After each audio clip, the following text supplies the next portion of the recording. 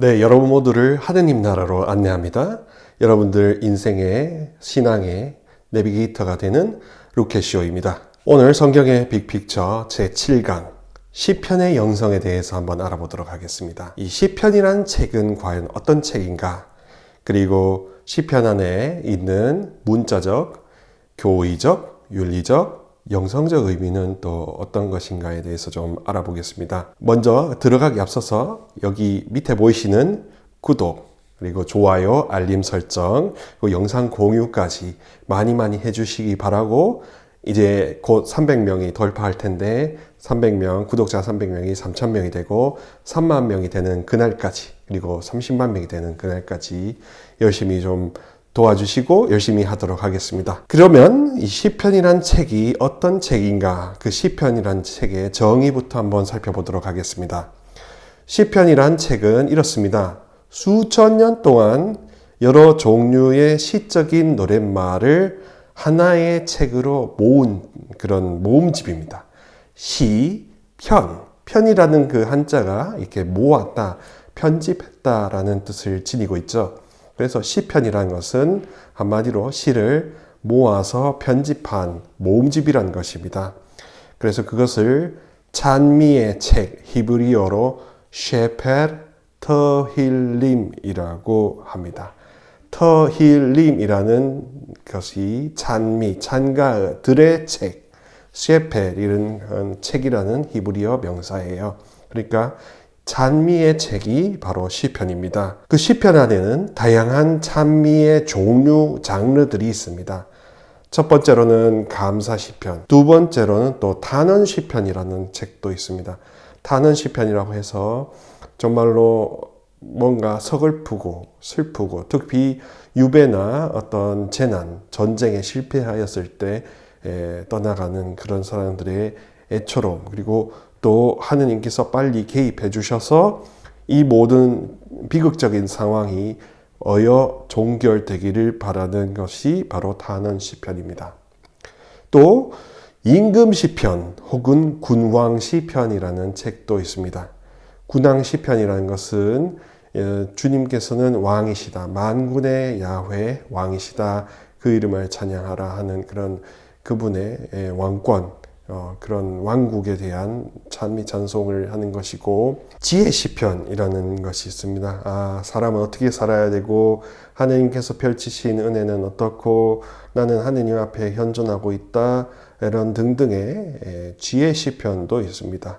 그 밖에 다양한 장르들을 살펴볼 수 있는데, 대표적인 게 첫 번째가 감사 시편, 두 번째가 탄원 시편, 세 번째가 구당 시편, 네 번째가 지혜 시편이라는 것을 염두에 두시면 내가 보는 오늘 읽는 이 시편은 어느 장르에 속하겠구나 하고 알 수 있습니다. 그리고 참고적으로 시편을 보면 괄호가 쳐져 있고 숫자가 다르게 돼 있죠.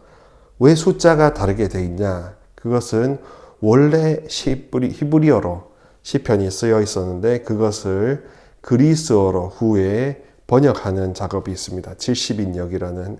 그러다 보니까 하나의 두루마리였고 또 하나의 시편인데, 이거를 번역하는 사람이 임의로 갈라 놓아서, 그래서 앞에 숫자는 83편이라고 되어 있는데 괄호에서는 84편, 이런 식으로 버전의 차이 때문에 숫자의 괄호가 그렇게 붙고 안 붙고가 차이가 난다는 점을 알아두시면 왜 숫자가 이렇게 두 개가 같이 붙어 있는지를 깨달으실 수 있습니다. 자, 그러면 이제 본격적으로 시편의 문자적, 교의적, 윤리적, 관상적 의미에 대해서 살펴보도록 하겠습니다. 문자적 의미입니다. 먼저 시편은 글자 그대로 하느님이 우리의 사람들에게 널리 알려지기를 바라는 그런 뜻에서 많이 쓰여졌습니다.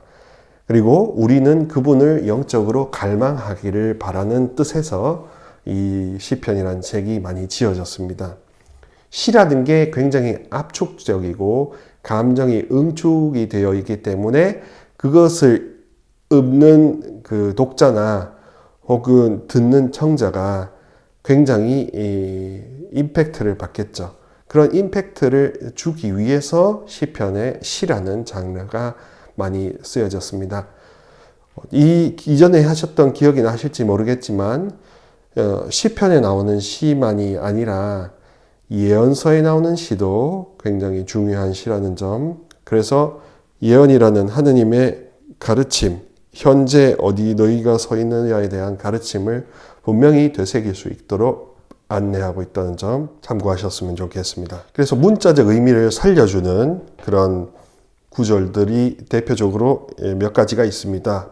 우선 시편 76편 2절에 하느님께서 유다에 널리 알려지셨네. 이스라엘의 그 이름 위대하시네 라는 그런 구절이 있습니다. 그것을 통해서 하느님께서 만방의 야훼 하느님으로 알려지기를 굉장히 바랬던 것이지요. 나 혹은 우리 주님이라는 표현이 이 시편의 총 75회 등장한다고 합니다. 그 중에서 당신 백성이라는 표현도 또 50회와 나온다고 합니다. 그리고 당신 유사는 10회, 당신 양떼는 7회. 그래서 우리는 당신의 양떼, 당신 백성, 당신은 우리의 목자, 당신 유산 이런 식으로 나 혹은 우리와 개인적, 공동체적으로 밀착해 있는 야훼 만군의 왕 주님 하느님이라는 점을 강조하는 거죠. 그래서 시편 42편 2에서 3절에서도 그런 긴밀한 관계, 정말 하느님이 나와 밀착되어 있다는 하느님이라는 것을 보여주는 표현도 있습니다. 암사슴이 시냇물을 그리워하듯 제 영혼이 당신을 이토록 그리워합니다. 제 영혼이 하느님을, 제 생명의 하느님을 목말라 합니다. 그 하느님의 얼굴을 언제나 가서 배울 수 있겠습니까? 라고 하면서 정말로 우리에게 가까이 다가오고자 하시는 분, 또 우리도 그분께 가까이 다가오자 하는 그런 애착 관계, 밀착된 관계라는 점을 이야기하고, 또 동시에 그렇기 때문에 우리가 갈망해야 된다라는 점을 보여줍니다. 신앙은 갈망입니다. 믿지 않는 사람은 갈망할 필요를 못 느끼겠지만 믿는 사람은 갈망을 느끼고, 또 갈망할 때 믿음이 우리에게 심어집니다.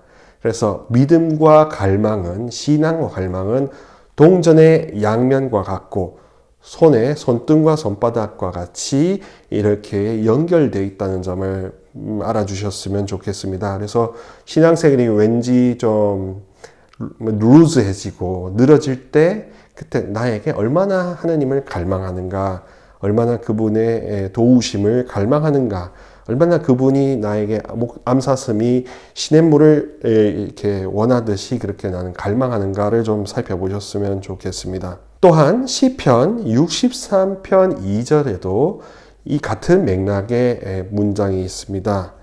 말씀은 이렇습니다. 하느님, 당신은 저의 하느님, 저는 당신을 찾습니다. 제 영혼이 당신을 목말라 합니다. 물기 없이 마르고 메마른 땅에서 이 몸이 당신을 애타게 그립니다. 라고 해서 정말로 목이 타는 그런 갈증을 갈망과 연결시키고 있습니다. 그래서 우리가 그분에 대한 갈증, 영적 갈증을 느끼고 영적 갈망을 한다는 거, 그게 우리 편에서는 느껴지는 것이고, 그것을 통해서 이렇게 찬가를 하고 애타게 찾는 그런 구도심 때문에 하느님께서 결과적으로 우리에게 계시되고 개현, 열려서 이렇게 우리에게 비추어 주심을 주신다라는 그런 뜻이 바로 시편의 문자적인 의미와 연관이 됩니다. 시편에 있는 글자들이 어떤 역사를 보여주냐 하면 하느님께서 모든 만군의 하느님이 되도록 하는 역사로 한 걸음 한 걸음 인도하기 위해서 시편이라는 게 지어졌다라고 하면 문자적 의미를 확실히 체감하시게 될 겁니다. 이런 이유는 또한 이런 비유, 이런 글자를 쓴 것에는 배경적인 측면이 있습니다. 이스라엘 백성이 살았던 환경을 보시면 알 수 있겠죠. 이스라엘은 아시다시피 사막성 기후이기 때문에 지리적으로 굉장히 메마른 땅입니다. 그래서 그 땅에서 영적으로도 메마른 상태에서 야훼 하느님 백성이 생명의 샘이신 주님께 바라고 있습니다. 사막에서 물은 당연히 굉장한 생명이겠죠. 그리고 물이 샘 솟는다는 건 엄청난 축복이 될 것입니다. 그런 축복을 주시는 하느님에게 감사와 찬미를 드린 것은 농경사회와 사막성 기후에서는 당연한 도덕적이고 윤리적이고 신앙적인 의무였습니다. 근데 그런 샘이 비단 샘 솟는 물에서 뿐만 아니라 생명의 샘, 하느님께서 우리에게 주시는 축복의 샘이라고 믿는다면 이게 엄청난 글자 그대로 하느님이 주시는 엄청난 축복이라는 것을 안 믿을 수가 없었겠죠.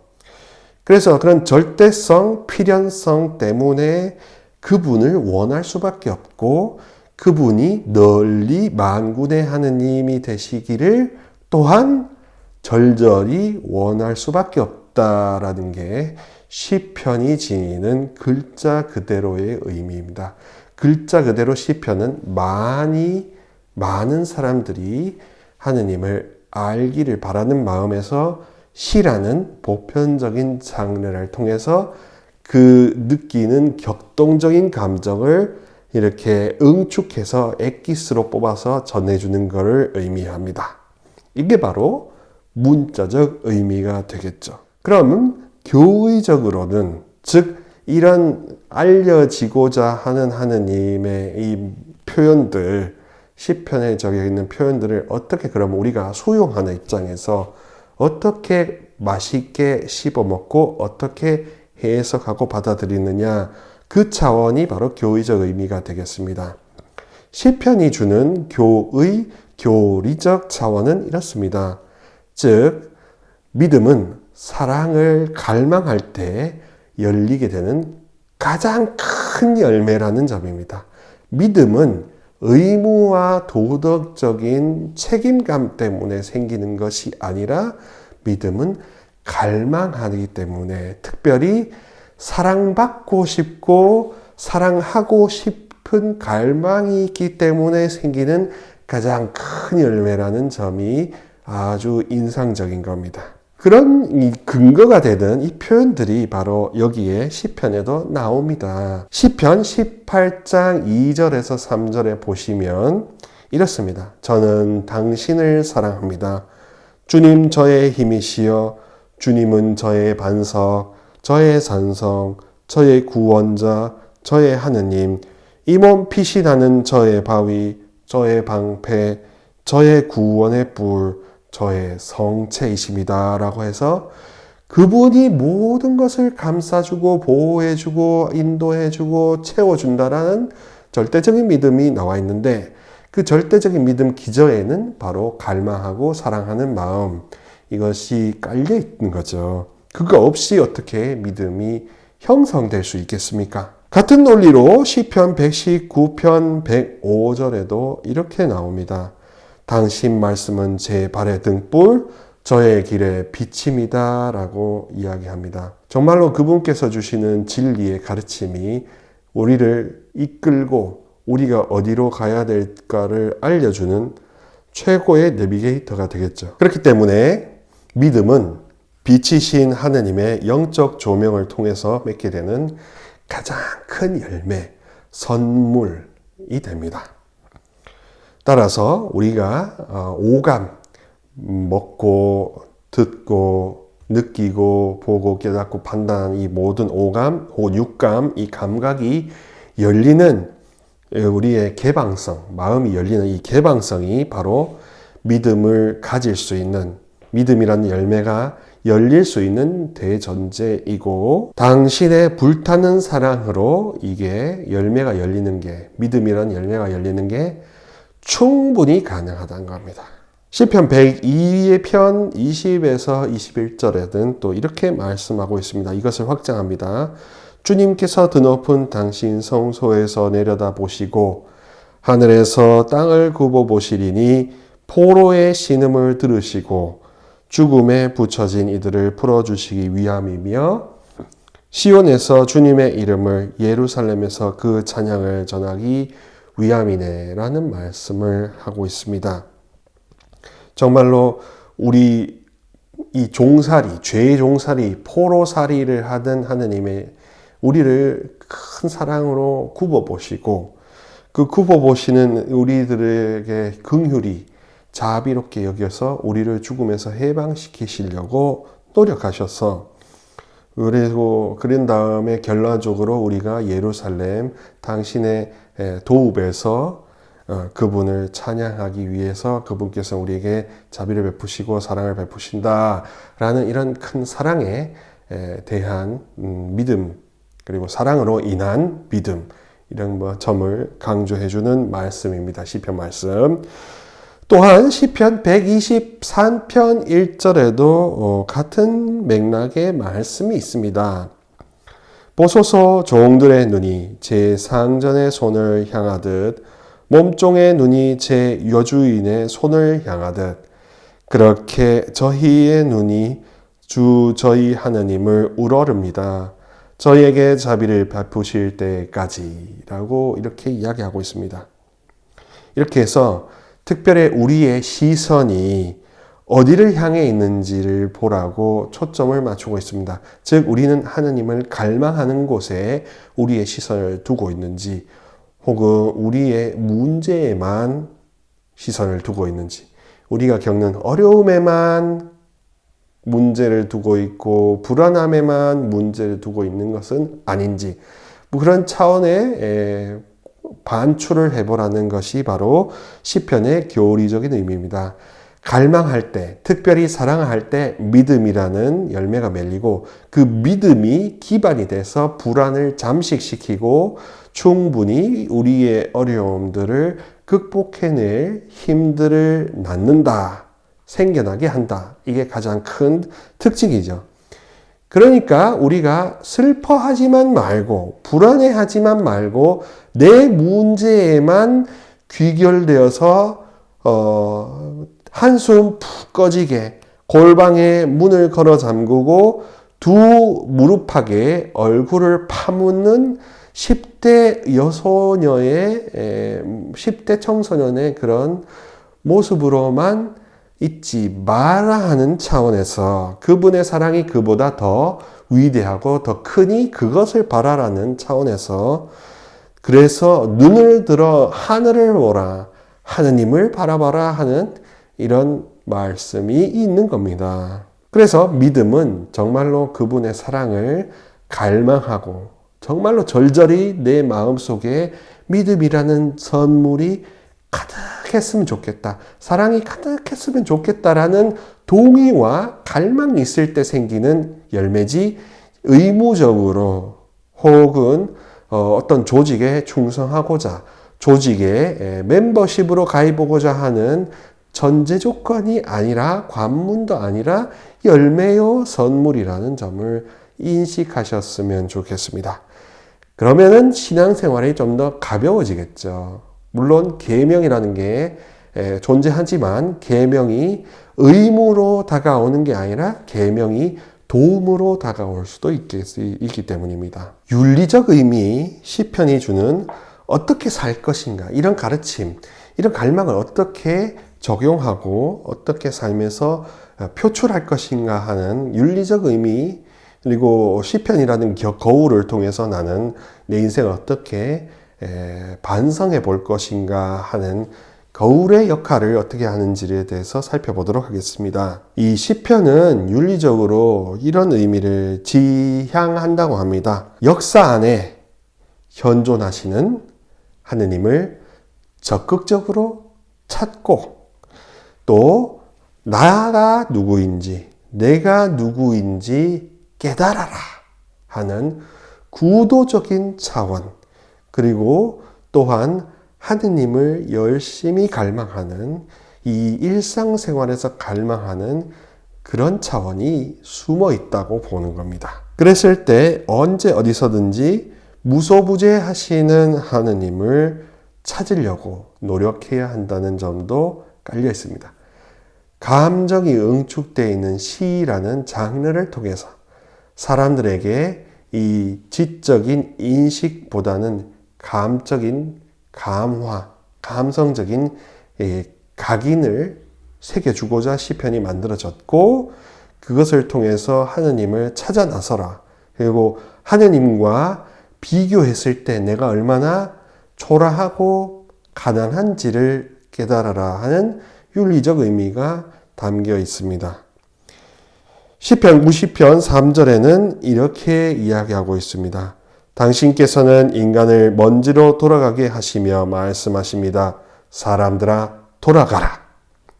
하느님에 비하면 정말로 너무나 초라하고 가난하고 작은 자신을 직시하고 겸손하고 또 하느님을 섬기는 그런 모습, 이웃 사람들을 낮추어 보지 않는 그런 마음. 그러니까 하느님께서는 죄인을 낮추어 보지 않으신다라는 그런 믿음도 시편이 가르쳐주고 있습니다. 시편 73편 28절에 또한 이렇게 말을 하고 있습니다. 그러나 저는 하느님께 가까이 있음이 저에게는 좋습니다. 저는 주 하느님을 제 피신처로 삼아 당신의 모든 업적을 알리렵니다. 라고 이야기하고 있습니다. 또한 죄와 원수에 대한 가르침도 시편이 알려주고 있습니다. 그리하여 그들을 내가 용서하는 게 아니라 회개를 통해서 용서됨을 먼저 받고 사랑이라는 것을 내 가슴팍에, 내 감성에 품어 안은 다음에 그 다음에 용서를 하는 것이라고 알려주고 있습니다. 시편 51편 3절에서 5절까지의 말씀이 이렇습니다. 하느님, 당신 자애에 따라 저를 불쌍히 여기소서. 당신의 크신 자비에 따라 저의 죄악을 지워주소서. 저의 죄에서 저를 말끔히 씻으시고 저의 잘못에서 저를 깨끗이 하소서. 저의 죄악을 제가 알고 있으며 저의 잘못이 늘 제 앞에 있습니다. 얼마나 자기 현실을 직시하고 있는 겸손한 사람의 고백이 아닐 수 없습니다. 정말로 자기가 정말로 인간이라는 나약하고 초라한 인간이라는 점을 알고 있다면 제 죄가 내가 지은 잘못이 항상 나의 곁에 있다. 하느님 앞에서는 내세울 것, 자랑할 것이 없다라고 얼마나 소박하게, 얼마나 단순하게 고백하겠습니까?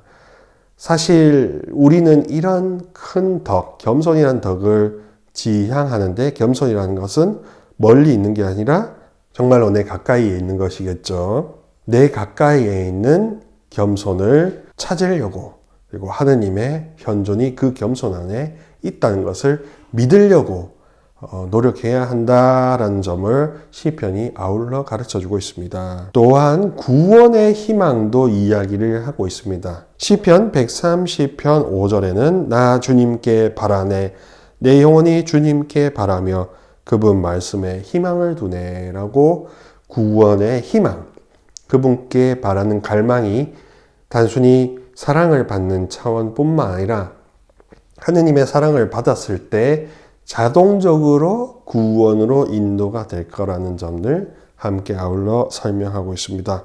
이렇게 언제 어디서든지 무소부지하는 하느님을 찾으라는 이 첫 번째 윤리적 가르침, 그리고 두 번째 하느님에 비하면 얼마나 자기가 초라하고 가난한 존재인지 그것을 직시하고 겸손한 마음으로 이웃과 하느님을 바라보라 자기 자신까지라는 두 번째 가르침이 있었고, 세 번째로는 죄와 원수에 대한 가르침 중에서 용서는 자기가 하려고 노력해서 되는 성취의 결과물이 아니라 주님의 도움을 통해서 내 안에 꼬여있는 매듭이 먼저 풀리고 그 풀린 기억과 엮여있는 어두운 감정들도 함께 날아간 다음에 그 다음에 내가 좀 마음이 가벼워지고 편안해졌을 때 할 수 있는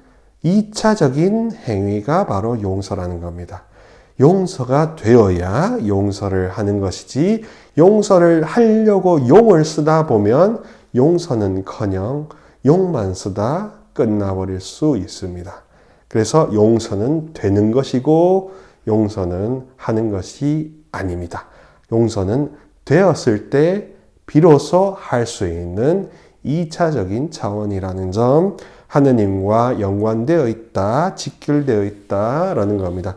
그러면 기도할 때 하느님, 제가 갖고 있는 이러이러한 매듭들, 어두움들이 저에게서 해방되고 떠날 수 있도록 치유되도록 먼저 기도한 다음에 치유가 다 되었다, 머릿속에 떠오르는 것이 없다 할 때 비로소 내가 자기 의지적으로 할 수 있는 것이, 베풀 수 있는 게 바로 용서인 것이지요.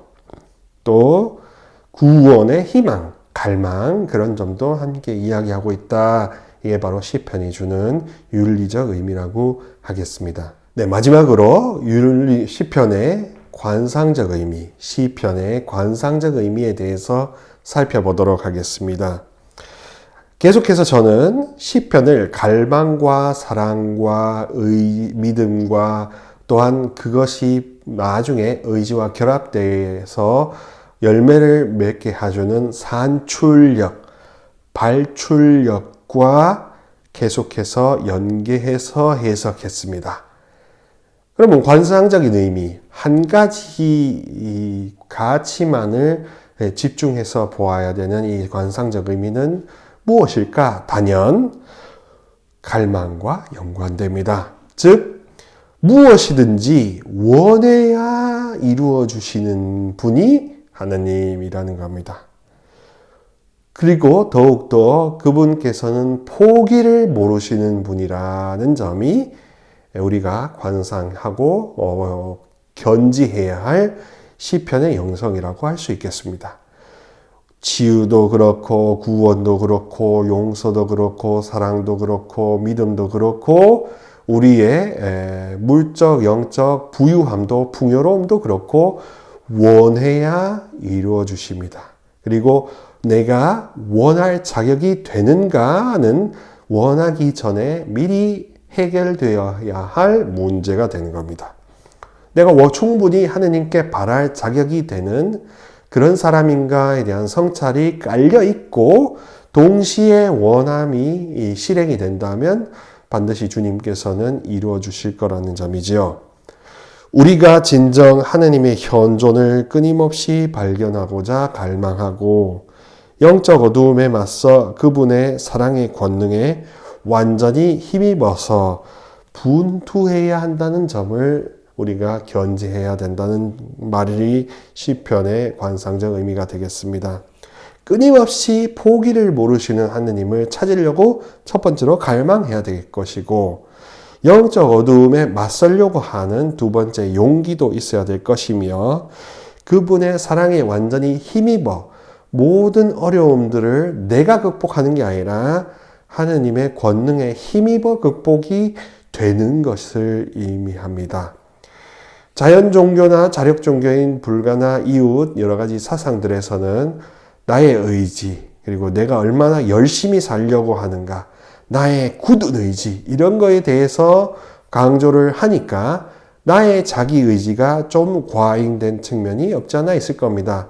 같은 시선으로 시편의 가르침에 따라서 그리스도의 가르침에 따라서 보려고 한다면 좀 왜곡되게 해석될 수 있습니다. 내가 열심히 믿으면 주님께서 이루어 주실 거다라고 생각하게 될 겁니다. 근데 그게 맞을까요?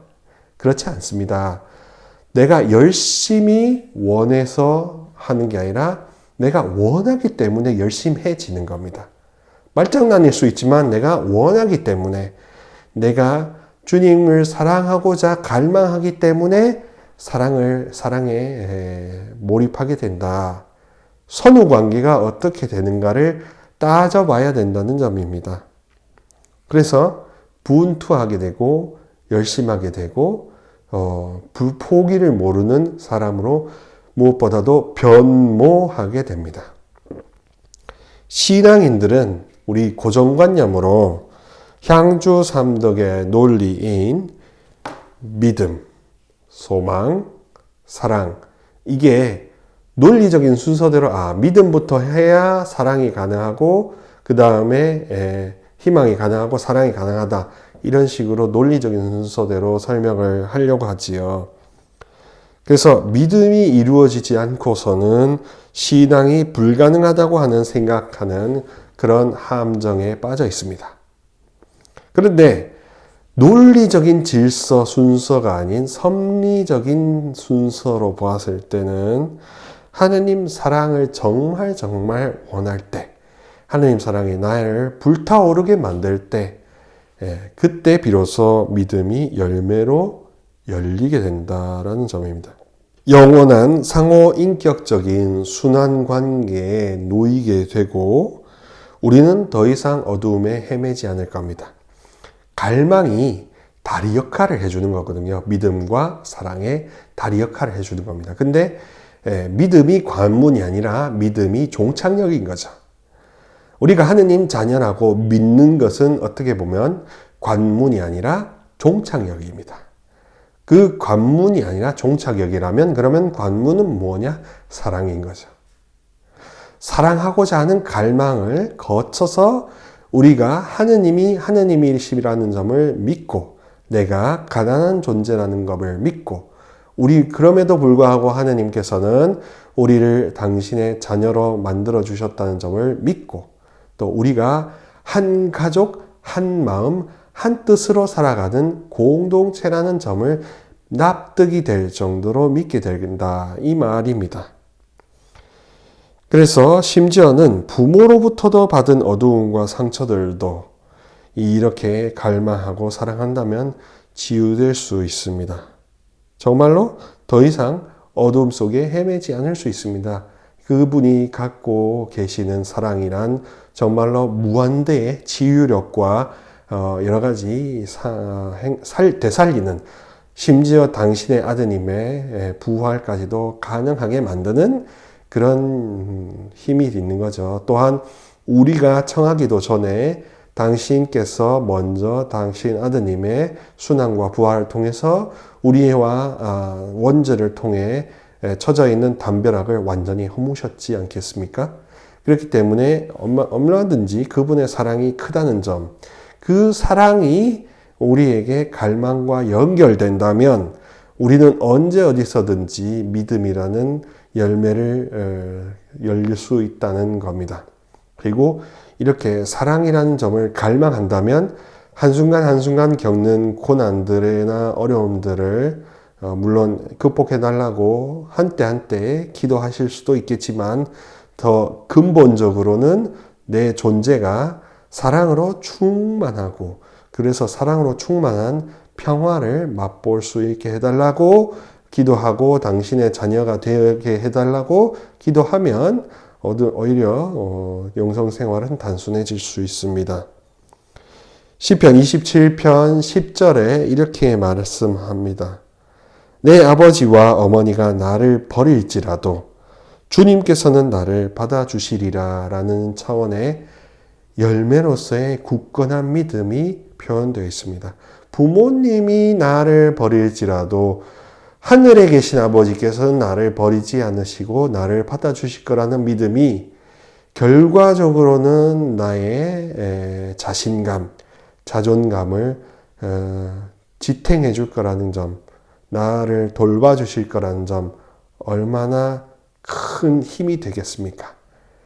그래서 시편이 주는 관상적, 영성적 의미는 내가 하느님의 자녀라는 점을 이렇게 믿을 수 있는 근거는 아버지 하느님께서 우리를 지탱해 주시는 우리 존재의 기반이라는 점을 우리가 느끼고 시편을 통해 깊이 맛들여라 하는 차원이 있습니다. 시편은 그래서 영원한 사랑을 노래하며 그 사랑에 보여주는 치유와 자유의 능력, 해방 능력, 무엇보다 자존감을 키워주는 능력을 관념적으로가 아니라 정감적으로 느끼라는 가르침을 보여주고 있고 그것에 우리가 조준하고 포커스를 맞추라는 초대를 하고 있습니다. 이런 사랑이 충만하신 하느님, 정감적인 하느님을 우리 감정을 통해 구체적으로 느끼게 해줌으로써 믿음이라는 열매를 얻게 한다는 점입니다. 그리고 그 믿음은 구체적으로 그 안의 내용을 보면 하느님이 참 좋으시고 또한 아버지이신 하느님이라는 것을 믿게 하고, 내가 얼마나 가난하고 초라하면서도 그분의 앞에 무릎 꿇어야 하는 겸손한 존재라는 것을 느끼게 하며, 또한 이웃들을 돌봐야 하는 그런 의무를 느끼는 사람이 돼, 그렇지만 결코 하느님의 종으로서 철락하는 것이 아니라 자녀라는 점을 자존감으로 심어주게 한다는 점이 큰 차이점이 되겠습니다. 자, 그래서 시편은 어떤 감성적인 표현을 모아놓은 그냥 단순한 책이 아니라 내가 믿음을 이렇게 키워갈 수 있는 거울이 되고, 그 믿음을 주시는 하느님께 찬미로 되돌려드리는 진정한 찬미의 책, 인생의 책, 그리고 음미할 수 있는 보고 맛들이는 책이 될 것입니다. 자, 그래서 이번 시간을 통해서 시편 안에 있는 문자적, 교의적, 윤리적, 관상적 의미를 살펴보았습니다.